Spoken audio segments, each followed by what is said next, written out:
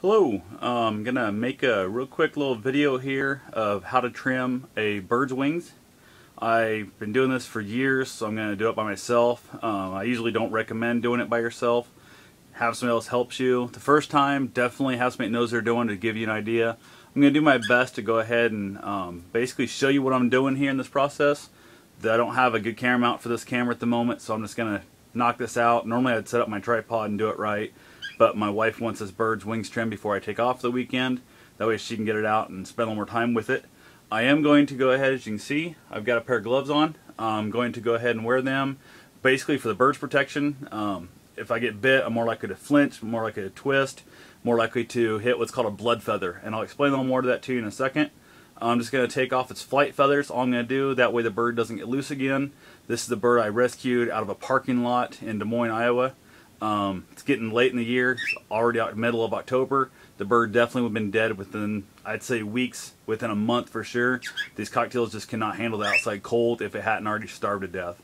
It's getting a lot more active than when I got it, so I don't know how long it was outside. They can't forage for food, they don't know how to find it. It's not good to turn your bird loose. I don't know if this is one somebody lost their house, lost their apartment, just got tired of paying for it. But anyway, could have also been a very honest mistake. The bird could have got loose, flew out, but we do highly recommend keeping all your bird's wings trimmed for that purpose. So I'm going to go ahead and just do a quick little pan around here and show you the bird that we're going to go ahead and do. This little girl or guy here, don't really know which, wanted to go ahead and say the bird is going to scream, it's going to yell, it's going to just have a conniption fit.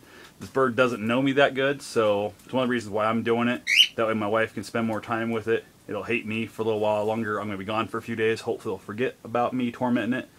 No way am I going to hurt the bird, but it's going to scream, it's going to yell, it's going to have a conniption fit like I said. So be prepared for that. Maybe turn your speakers down when I get to getting the bird out of the cage and all that good stuff. So anyway, I'm going to go ahead and switch camera angles here and I'll check in with you in a second. Like I said here, the bird's kind of having, she's not doing too bad. She's going to start screaming here again in a second. There's this first layer of feathers, goes out to the flight feathers, comes back in. That second layer of feathers, that's called a secondary set. I want to trim just the outside. I usually take 3 or 4, depends on how good a flyer the bird is. I'm only going to take 3 on this one because I'm not sure how it's doing. We can always trim off more. So I'll be back in just a second. Okay, this right here is literally, I'd say about 8 seconds after I quit cutting the bird's feathers. I went ahead, trying to get the glove off. She did flop on the floor, or she fell to the floor, whichever. I will take her in the bedroom here in a minute and give her a couple little tosses like that. Kidder! Kidder! So you can see the kitty cat's interested in it, but nobody's having too much trouble. Step up. Come here, step up. Good bird. Good birdie. As you can see, doesn't seem to mind it going back to its cage there. Probably go ahead and I'll lock the cat up here in a second. The cat is declawed on the front, so not too much to worry about there, but they still can do damage to the bird. As you can tell clearly, this bird was somebody's pet. It's definitely a friendly little bird. To me, a little protective of its cage, I guess. But anyway, basically it's what it is. I'm going to show you real quick here what we actually took off. All I did is I took off the little feather right here. Took off about 4 of them on each side. Like I said, there's first and second layer of feathers. As you can get real close here, maybe she'll let me see.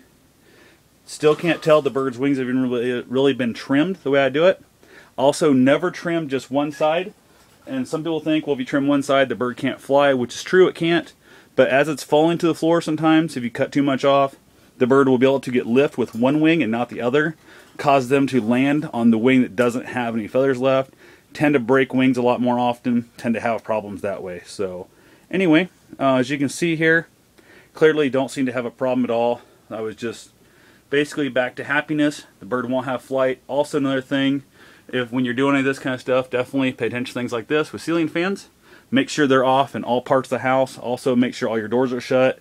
If you have small kids, make sure you know if your bird's out and before you get the wings trimmed especially, let them know. Maybe tape a note to the door, lock the door, tell them, hey, you don't come in for 5 minutes, or even go to a bathroom, small bedroom, somewhere you can catch the bird again if you're not used to doing it. So hope this helped some people out. If you have any questions, feel free to leave me a comment. Have yourself a wonderful and safe day.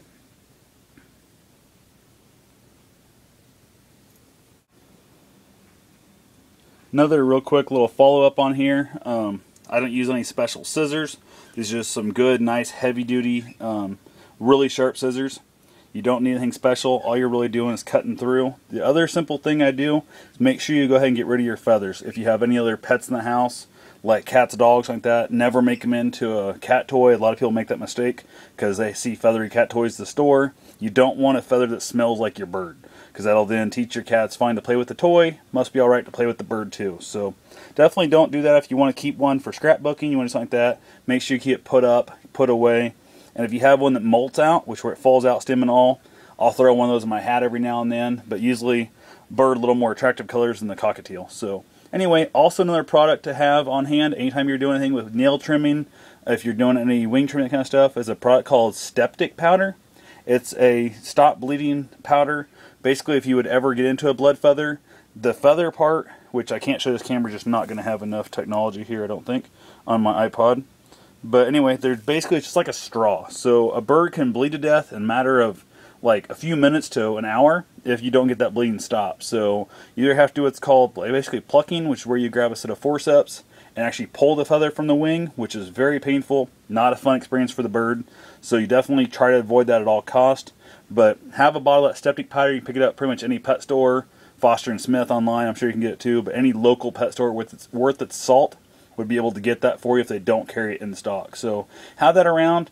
If you want, if you got a bunch of friends that have birds and stuff but don't want to spend the probably 8 to 10, 12 bucks that it would cost for it, get 4 of you, go together, split it up into 4 little pill bottles, obviously rinsed of any other product, make sure it's dry, put that in there.